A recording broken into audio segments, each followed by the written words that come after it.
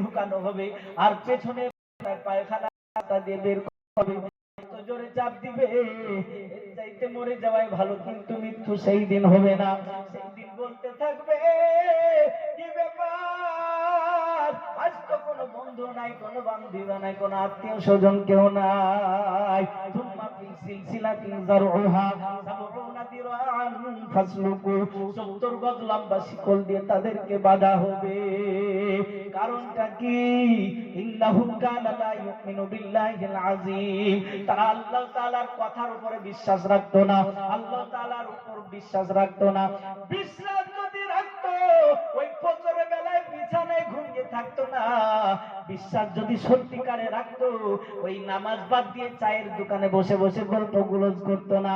বিশ্বাস যদি রাখতো, বনের হক মেরে হজে সে যেত না। বিশ্বাস যদি রাখতো, তাহলে সে সুদে কোনোদিন টাকা খাটাতো না। বিশ্বাস যদি রাখতো, মায়ের সঙ্গে সম্পর্ক কোনোদিন বিচ্ছিন্ন করতো না। বিশ্বাস যদি রাখতো, তাহলে ব্যভিচারে কোনোদিন লিপ্ত হতো না। তাই তাআলা বলেন, ইন্নাহুম কানা লা ইউমিনু বিল্লাহিল আযীম, তারা আল্লাহ তাআলার উপরে বিশ্বাস রাখতো না। ওয়ালা ইয়াহুজ্জু আলা তুআমিল মিসকিন, মিসকিন অসহায় গরীব ফকির ইয়েতিম, তাদেরকে তারা খানা খাওয়াতো না। ওয়ালা ইয়াহুজ্জু আলা তুআমিল মিসকিন, আজকে দেখবেন কোটিপতিরা কিন্তু দেখবেন টাকা পয়সা বেশি খরচ করতে চাই না, বড় হিসাব শুরু করে দেয়, অনেক হিসাব, অনেক হিসাব, কিন্তু ওই হিসাব করে কোনো লাভ হবে না। মনে রাখবে, যেই দিন আমার আপনার ডাক চলে আসবে, জবান যেই দিন বন্ধ হয়ে যাবে, সাথে সাথে আজকে রাত্রি চিন্তা করুন, রাত্রি বেলায় দেখেন শুয়ে রয়েছেন, হঠাৎ রাত্রিতে জলসা সারার পর রাত্রিতে ঘুমিয়ে রয়েছেন, রাত্রি 2:30 বাজে, 2:30টার সময় যদি আমার আপনার পাশে যদি মালাকুল মউত হযরত আলী কি বলতে পারবো যে আর একদিন আমাকে সময় দেওয়া হোক, 1 বছর আমাকে সময় দেওয়া হোক?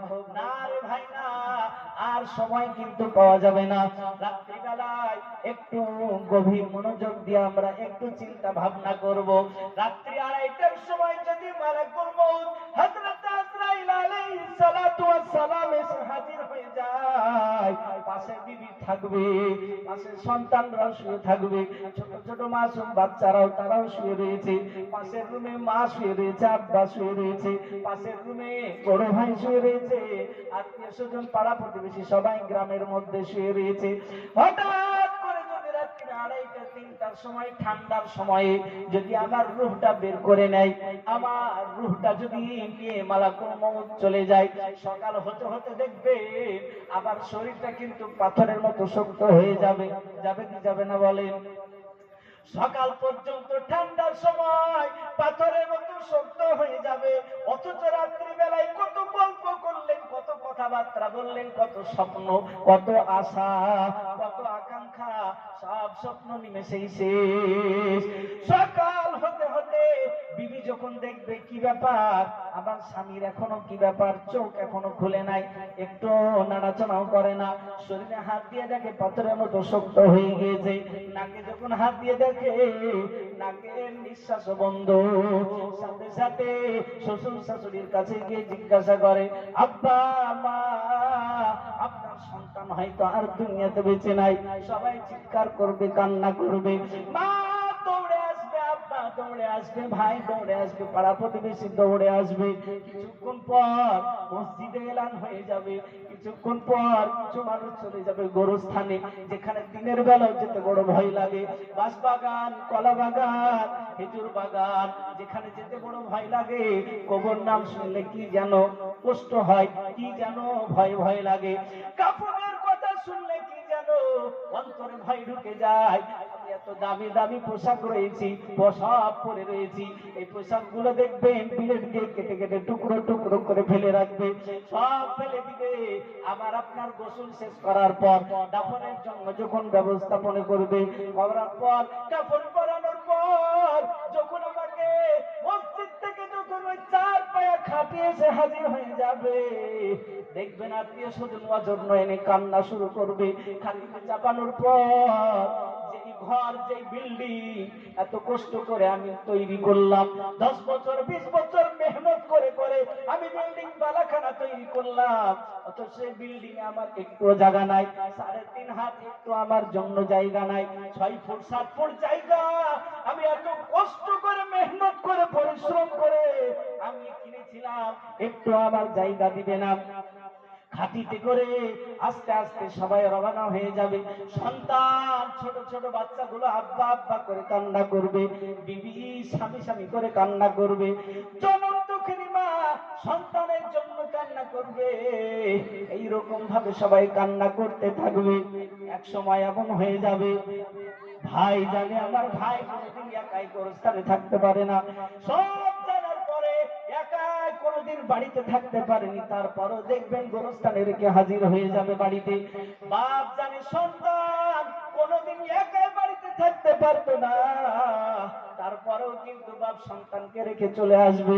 সন্তান জানে আমার আব্বা পাখা ছাড়া কোনোদিন ঘুমাতে পারতো না, তারপরেও ওই মাটিতে শুইয়ে দিয়ে চলে আসবে। সন্তান জানে আমার আব্বা কোনোদিন পালং খাট ছাড়া ঘুমাতে পারেনি, তারপরেও দেখবেন ওই মাটিতে শুইয়ে দিয়ে চলে আসবে।